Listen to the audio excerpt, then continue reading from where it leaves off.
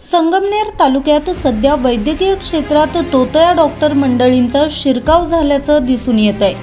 आश्वी या ठिकाणी तोतया मुन्नाभाई डॉक्टरवर कारवाई करण्यात आली आहे। अकोले तालुक्यातही अनेक बंगाली डॉक्टरांनी आपलं बस्तान बसवलंय।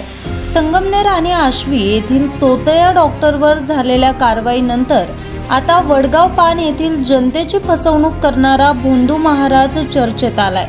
संकल्प शक्ती होन हवन याच्या नावाखाली भक्तांना सर्रास लुटण्याचा धंदा या ठिकाणी सुरू असून जिल्हा शल्यचिकित्सक यांनी आता या भोंदू बाबावर कारवाई करत लोकांची फसवणूक टाळण्याची गरज आहे।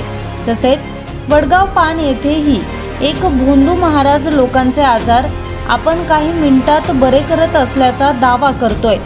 यामुळे संगमनेर तालुक्यातील वैद्यकीय उपचार घेण्यापेक्षा लोक या भोंदू बाबाकडे जात आहेत। मात्र आपली फसवणूक झाल्याचं लक्षात आल्यानंतर पुन्हा लोक वैद्यकीय उपचाराकडे वळत आहे।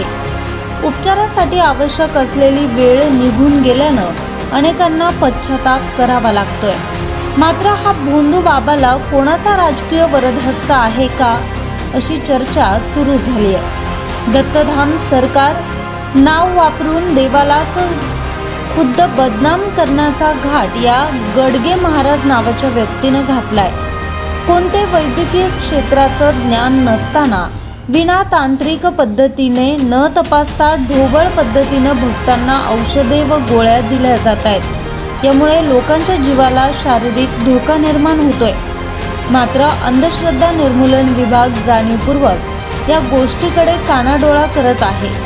हा चर्चेचा व संशोधनाचा विषय बनलाय। आता तरी जिल्हा आरोग्य विभाग व अंधश्रद्धा निर्मूलक वाले लक्ष देतील हीच अपेक्षा। न्यूज सह्याद्री एक्सप्रेससाठी संपादक भाऊसाहेब साळवेंसह उपसंपादक किशोर मोहिते, संगमनेर।